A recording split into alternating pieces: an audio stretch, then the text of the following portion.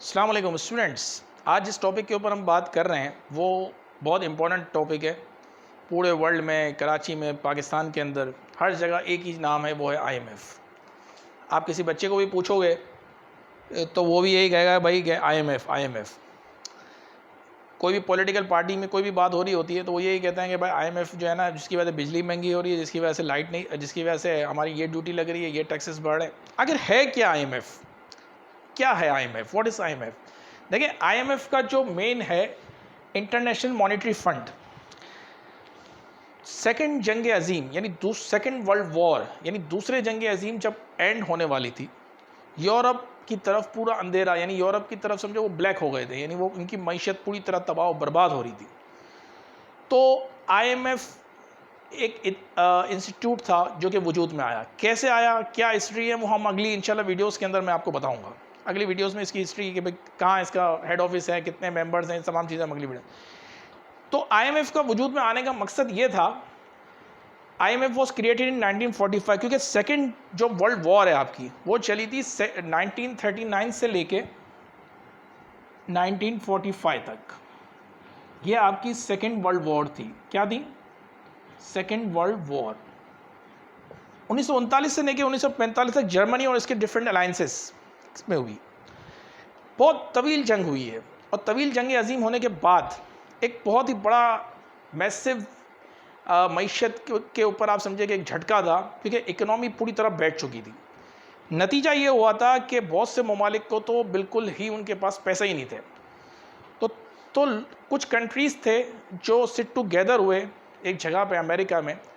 वहाँ पे एक तंजीम और एक इंस्टीट्यूट वजूद में आया, उसका नाम था आईएमएफ, इंटरनेशनल मॉनेटरी फंड। अब बहुत से लोग को ये पता नहीं आईएमएफ करता क्या है, आईएमएफ का काम क्या है, फंक्शन क्या है आईएमएफ का। देखिए, आईएमएफ के बारे में मैंने जो थर्ड पॉइंट में लिखा है, बहुत इंपॉर्टेंट बात लिखी है, it does not provide loan to specific project. अब फॉर एग्जाम्पल के तौर पर आपको एक डैम बनाना है, ठीक है, एक एग्जाम्पल ले लें कि आपको एक डैम बनाना है, या आप एक एग्जाम्पल ले लें कि आपको एक बड़ी इस्लामिक यूनिवर्सिटी बनानी है। If you want to make an Islamic university, आपको पैसे चाहिए, आपको आईएमएफ नहीं देगा। आईएमएफ आपकी पेमेंट कब किस लिए देता है? इस बात पे, it provides loan to improve any nation's balance of payment. देखिए, वो क्या कहता है आईएमएफ, क्या आपको बोलता है कि आपकी बैलेंस ऑफ पेमेंट फेवरेबल होना चाहिए, यानी आपकी बैलेंस ऑफ पेमेंट सही नहीं है, यानी अदायगियों का तवाजुन, उर्दू में हम क्या कहते हैं, अदायगियों का तवाजुन। यानी इसका मतलब क्या है कि ये कंडीशन, इन दो कंडीशन में फोकस है। एक्सपोर्ट ज़्यादा है, इंपोर्ट कम है तो फेवरेबल है। एक्सपोर्ट ज़्यादा है, इंपोर्ट कम है तो फेवरेबल है। एक्सपोर्ट लेस है, इंपोर्ट ज़्यादा है तो अनफेवरेबल है। जिस नेशन का, जिस कौम का बैलेंस ऑफ पेमेंट अनफेवरेबल होता है, आईएमएफ कहता है कि मैं उसके बैलेंस ऑफ पेमेंट को इंप्रूव करने के लिए लोन दूंगा, ताकि वो अपनी अदायगियों का मसला हल कर सके, अपनी इंपोर्ट्स को रिड्यूस करे, अपनी एक्सपोर्ट्स को बढ़ाए, और इस पैसे की मदद से वो अपने बैलेंस ऑफ पेमेंट को इंप्रूव करे। ये basically the main purpose of the IMF है। तो बहुत सारी चीज़ें आईएमएफ के बारे में, लेकिन सवाल ये पैदा, अब हमारी जो पाकिस्तान की इस वक्त पोजीशन है, वो ये पोजीशन अनफेवरेबल, पाकिस्तान इस वक्त अनफेवरेबल बैलेंस ऑफ पेमेंट में। अब ये बोलते हैं कि भाई आईएमएफ के पास जाते हैं तो ये फंसते। तो देखें ना, मेरी बात सुने, अनफेवरेबल बैलेंस ऑफ पेमेंट का मसला क्या है कि हमारे पास डॉलर्स निकलते ज़्यादा हैं मुल्क से, आते कम है, क्योंकि इंपोर्ट ज़्यादा है। डिफरेंस है ना, देखें ना, मैंने ये क्या लिखा है, एक्सपोर्ट कम है, एक्सपोर्ट इंपोर्ट ज़्यादा है। अयूब खान के दौर में एक कानून बना था कि जितनी एक्सपोर्ट होगी उतनी इंपोर्ट होगी। हमारे यहाँ मसला सबसे बड़ा ये है कि हम बहुत सारी ऐसी आइटम्स हैं जो इंपोर्ट्स करे जा रहे हैं, जबकि एक्सपोर्ट हमारी इतनी नहीं है कि वो इंपोर्ट के लेवल तक आ जाए। नतीजा ये होता है कि फिर हमें मज़ीद लोन लेना पड़ता है।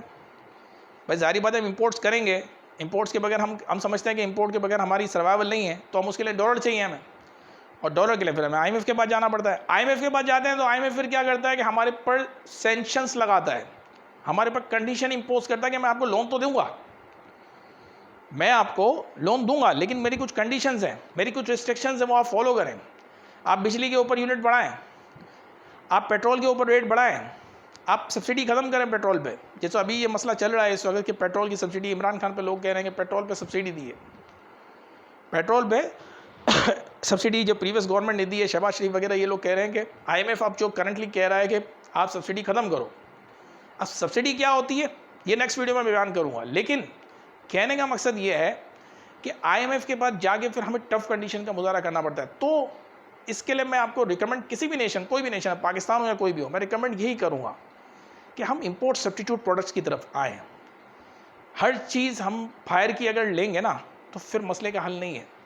डोमेस्टिकली भी कंपनीज़ को चाहिए कि वो अच्छी से अच्छी चीज़ बनाएं, कम कीमतों पे बनाएं, और लोगों को भी चाहिए कि वो अपनी इंपोर्ट्स गुड्स जो लग्जरी आइटम्स हैं, जो ऐसी आइटम्स हैं कि जो रिमूव, यानी जो हम रोक सकते हैं, तो वो रिमूव करें, वो डिमांड कम करें वहाँ से, ताकि मुल्क के अंदर जो आपका बैलेंस ऑफ पेमेंट, जितना बैलेंस ऑफ पेमेंट आपका फेवरेबल पोजीशन में जाएगा ना, उतना आपको IMF पे डिपेंड कम करना पड़ेगा। तो याद रखिएगा, इंपॉर्टेंट चीज़ ये बताने का मकसद था कि किसी स्पेसिफिक प्रोजेक्ट के लिए IMF लोन नहीं देगा।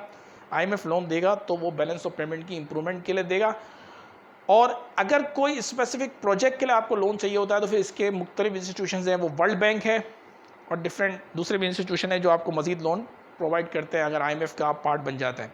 इंशाल्लाह नेक्स्ट वीडियो में IMF के मुतालिक मज़ीद मालूमात, मज़ीद अपडेट्स, मज़ीद पॉइंट्स लेकर इंशाल्लाह आपसे मुलाकात होगी। अल्लाह हाफ़िज़।